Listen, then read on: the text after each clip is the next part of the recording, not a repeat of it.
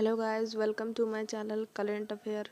और अगर आपको मेरा ये वीडियो पसंद आता है तो प्लीज़ मेक श्योर आप इसे सब्सक्राइब ज़रूर करेंगे, लाइक करेंगे और शेयर ज़रूर करेंगे। और अगर आप अपने एग्ज़ाम के लिए मेंटली प्रिपेयर हैं तो ये मेरा जितने भी प्रश्न हैं ये आपको ज़रूर सहायता करेंगे, हेल्प करेंगे। पहला क्वेश्चन है, महाराष्ट्र दिवस कब मनाया जाता है? इसका आंसर है 1 मई को। 1960 तक महाराष्ट्र और गुजरात बॉम्बे प्रांत का एक हिस्सा था और आज़ादी के बाद पुनर्गठन अधिनियम आया और 1956 में इसके तहत देश भर में भाषा के आधार पर अलग अलग राज्यों की सीमाओं को परिभाषित किया था और इसी दौरान 14 राज्य और 6 केंद्र शासित प्रदेशों का गठन हुआ था। इसी अधिनियम के तहत बॉम्बे राज्य में मराठी, गुजराती, कच्छी, कोंकणी और भाषाओं के लोगों को शामिल किया गया था, लेकिन बाद में अलग अलग भाषा के आधार पर अलग अलग राज्य की मांग उठी और तब गुजरात और महाराष्ट्र अलग अलग हुए। और 1960 में महाराष्ट्र मराठी भाषा के लिए, गुजरात गुजराती भाषा के लिए अलग कर दिया गया। तो अगर आपको मेरे ये वीडियो पसंद आ रहा है तो लाइक ज़रूर करिए। अगला सवाल है, CSIR केंद्रीय सड़क अनुसंधान संस्थान ने किस देश के दूर दराज के इलाकों में आपूर्ति श्रृंखला एवं माल परिवहन प्रबंधन प्रणाली से किसानों को जोड़ने के लिए किस ऐप को लॉन्च किया है? तो इसका आंसर है किसान सभा ऐप। तो ये ऐप में किसान को उन लोगों से जोड़ेगा जो उस किसान से सामान खरीदना चाहते हैं और जो लॉजिस्टिक सहायता है वो पहुंचाई जाएगी। और ये इन्फॉर्मेशन इस ऐप में ही मिल जाएगा और कहाँ पर ट्रांसपोर्टेशन की व्यवस्था करें, मतलब ये सारी जानकारी इस ऐप के ज़रिए मिल जाएगी, इस ऐप में मौजूद रहेगी। अगला सवाल है, किस देश ने मणिपुर के डॉक्टर थंगजोम धवाली सिंह को ऑर्डर ऑफ राइजिंग सन से सम्मानित किया है? इसका आंसर है जापान।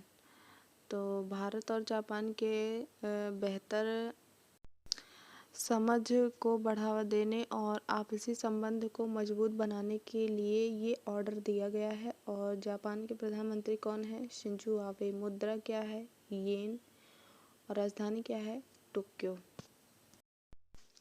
अगला सवाल है, स्वतंत्रता सेनानी और पद्मश्री से सम्मानित हेमा भारती का निधन 29 अप्रैल 2020 को हुआ, वह कितने साल की थी? इसका आंसर है 101 साल की। अगला सवाल है, किस प्रदेश की सरकार ने इम्यूनिटी सिस्टम को बढ़ाने के लिए जीवन अमृत योजना शुरू की? इसका उत्तर है मध्य प्रदेश। तो इसमें इम्यूनिटी बढ़ाने के लिए सरकार के द्वारा पैकेट दिया जाएगा और जिसमें अदरक, काली मिर्च, अन्य चीज़ें शामिल होंगी और जो काढ़ा बनाने के लिए ज़्यादातर उपयोग की जाती हैं। इससे क्या होगा कि हमारी इम्यूनिटी जो है और भी ज़्यादा मजबूत होंगी। तो मध्य प्रदेश के मुख्यमंत्री कौन है? शिवराज सिंह चौहान। और राज्यपाल कौन है? लालजी टंडन। अगला सवाल है, फेसबुक के निवेश के बाद आप किस अमेरिकी कंपनी ने 5,655 करोड़ रुपए में जियो में 1.15% की हिस्सेदारी खरीदी है? तो इसका आंसर है सिल्वर लेक और ये अमेरिकी कंपनी है। इसका ऐलान जो है 4 मई को किया गया। रिलायंस इंडस्ट्री ने, और रिलायंस इंडस्ट्री की कंपनी जो है जियो प्लेटफॉर्म लिमिटेड, उसी ने इस कंपनी का 1.15% की हिस्सेदारी जो है बेच दी है। और तो सिल्वर लेक कंपनी क्या है? ये अमेरिकी निजी इक्विटी फर्म है, मतलब कि ये दुनिया भर की टेक कंपनी में निवेश करती है और जब भी फ़ायदा होता है, इसका होने वाला होता है, तो ये अपना पैसा वापस ले लेती है। और इस कंपनी ने दुनिया भर की कंपनी में इन्वेस्टमेंट कर रखी है, जैसे कि एयरबीएनबी, अलीबाबा, आर्ट फाइनेंस और वेरिली और वाइमो यूनिट्स, अल्फ़ाबेट कंपनी, ये जो है गूगल की एक पेरेंट कंपनी है। मतलब इन सारी कंपनियों में इसने ऑलरेडी इन्वेस्ट कर रखा है। तो गूगल की पेरेंट कंपनी पर भी जो है इन्वेस्टमेंट कर रखी है। और डेल, ट्विटर, बहुत सारी टेक कंपनियां हैं, उसमें निवेश इसने पहले से ही किया हुआ है। इससे पहले फेसबुक ने 9.99% की हिस्सेदारी खरीदी थी जियो प्लेटफॉर्म में। तो अगर ये रुपए में बताया जाए तो ये 43,574 करोड़ रुपए में था। और ये फेसबुक का अब तक का सबसे बड़ा निवेश है भारत में और इंडिया में। और रिलायंस इंडस्ट्री जो है जियो प्लेटफॉर्म का एक हिस्सा है। तो ये इसको क्यों बेच रही है, इसके शेयर्स को क्यों बेच रही है? क्योंकि रिलायंस इंडस्ट्री ने जितना भी कर्ज लिया था उन सबको भरने के लिए ये सब हिस्सा बेच रही है।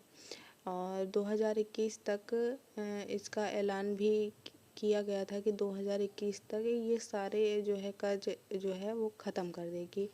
तो इसका ऐलान मुकेश अंबानी ने किया हुआ था। रिलायंस ने सऊदी अरब की जो अरामको तेल कंपनी है उसके साथ भी हिस्सेदारी बेचने का समझौता किया हुआ है। लेकिन अभी जो कोरोना वायरस है इसकी वजह से सारा जो मार्केट जो है वो बंद पड़ा है, इसीलिए अभी काम रुका हुआ है। लेकिन आगे चलकर हमें ये देखने को ज़रूर मिलेगा क्योंकि ये समझौता ऑलरेडी हो चुका है। अगला सवाल है गुटनिरपेक्षता यानी NAN, नॉन अलाइंड मूवमेंट। देशों के राष्ट्राध्यक्षों की वर्चुअल बैठक में पहली बार PM नरेंद्र मोदी शामिल हुए। तो इसकी अध्यक्षता किसने की?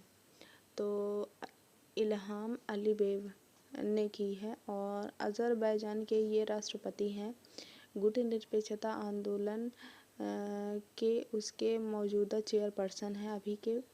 और गुटनिरपेक्षता का मतलब क्या होता है? तो इसकी स्थापना पहली बार 1961 में हुई थी और ये बहुत सारे देशों ने ये तय किया था कि वो किसी भी पावर ब्लॉक के साथ न रहेंगे और ना ही उनका विरोध करेंगे। और ये आंदोलन है वो भारत के पहले प्रधानमंत्री जवाहरलाल नेहरू, मिस्र के पूर्व राष्ट्रपति गमाल अब्दुल नासिर और यूगोस्लाविया के राष्ट्रपति जोसिफ ब्रोज टिटो ने शुरू किया था। मिलकर स्थापना तो 18 अप्रैल 1961 में हुआ था, लेकिन इसको बनाने का विचार जो है 1950 में ही आ गया था। और आपको बता दूं कि ये संयुक्त राष्ट्र संघ के बाद का दूसरा सबसे बड़ा संघ है।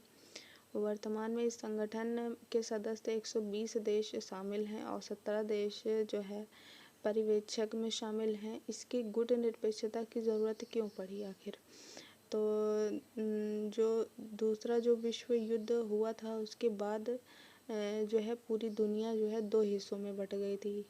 पहला तो है अमेरिका और दूसरा है सोवियत संघ, जिसे हम अभी रूस के नाम से जानते हैं। तो वो अमेरिका वाला जो देश था वो पूंजीवादी नीतियों का पोषक और समर्थक माना जाता था और जो सोवियत संघ था, खेमा था, वो समाजवादी नीतियों वाला माना जाता था। तो उस समय कई सारे देश आज़ाद हो रहे थे और उस समय देश एक दूसरे के साथ अपना संबंध बनाने की कोशिश कर रहे थे। ऐसे में कई सारे देशों ने सोचा कि किसी एक गुट में न शामिल होकर किसी दूसरे गुट के साथ अलग रहें और गुट निरपेक्षता बनाए रखें। तो अपने अलग गुट में रहेंगे, न विरोध करेंगे और ना ही साथ रहेंगे ताकि किसी से भी संबंध खराब ना हो। इसका उद्देश्य राष्ट्रीय एकता, क्षेत्रीय स्वतंत्रता और साम्राज्यवाद, जातिवाद, रंग भेद के खिलाफ आवाज़ उठाना। कहीं जो है सैनिक हमला होता है तो उससे हस्तक्षेप करना, शांति बनाए रखने के लिए ये गुट निरपेक्षता आयोग काम करता है। तो गाइज़, अगर आपको पसंद आ रहा हो तो इस वीडियो को लाइक ज़रूर करें, सब्सक्राइब ज़रूर कर लें और शेयर करें अपने दोस्तों के साथ। अगला क्वेश्चन है, भारत के किस राज्य में अफ्रीकन स्वाइन फ्लू का पहला मामला सामने आया है? इसका आंसर है असम। तो असम के 306 गांव में पाया गया है और ये 2500 से ज़्यादा सूअर मारे जा चुके हैं वहाँ पर। और बीमारी सबसे पहले चीन में आई थी, ये वाली अफ्रीकन स्वाइन फ्लू, और इसकी वजह से वहाँ पर 40% जो सूअर थे उनको मार दिया गया था। तो असम के ये पशुपालन चिकित्सा मंत्री अतुल बोरा ने इन्होंने इसकी पुष्टि की है। और ये जो है सूअर से मनुष्य में आता है। सूअर के ज़रिए, क्योंकि ये कोई संक्रामक रोग नहीं है, जैसे कि छुआछूत होता है, संक्रामक रोग नहीं है जैसे कोरोना वायरस है, तो ये कैसे भारत में, तो ऐसा माना जा रहा है कि ये जो है चीन से आया हुआ है। और क्योंकि अरुणाचल प्रदेश की जो सीमा है वो चीन से मिलती है, तो वहाँ के कोई मतलब जैसे बॉर्डर पार करके कोई सूअर आया हो और यहाँ के जितने भी जानवर हैं उनको जो है इन्फेक्ट कर दिया हो, और उससे ये अरुणाचल प्रदेश से ये असम में फैल गया है, ऐसा माना जा रहा है। और ये सूअर जो हैं आवारा होते हैं, मतलब कि इनको कोई पालता नहीं है और ये कहीं भी आ जा सकते हैं, तो इसीलिए ऐसा माना जा रहा है कि उन्हीं के कारण ये बीमारी फैली हुई है। अगला सवाल है, कोल माइंस डे कब मनाया जाता है? इसका आंसर है 4 मई को। और खदानों में जो काम कर रहे हैं उनको ये दिन समर्पित होता है और उनको सम्मान देने के लिए ये दिवस मनाया जाता है। अगला सवाल है, अंतर्राष्ट्रीय अग्निशमन दिवस कब मनाया जाता है? तो इसका आंसर है 4 मई को, और ये पहली बार 1999 में पहली बार मनाया गया था। अगला सवाल है, किस राज्य ने महात्मा ज्योतिबा फुले जन आरोग्य योजना PJPJAY का विस्तार करके सभी नागरिकों के लिए मुफ्त इलाज का इंश्योरेंस कर दिया है? तो इसका आंसर है महाराष्ट्र। तो महाराष्ट्र के स्वास्थ्य मंत्री राजेश टोपे, उन्होंने ही 2 मई को ये ऐलान किया है कि सभी राज्यों को हेल्थ इंश्योरेंस दिया जाएगा।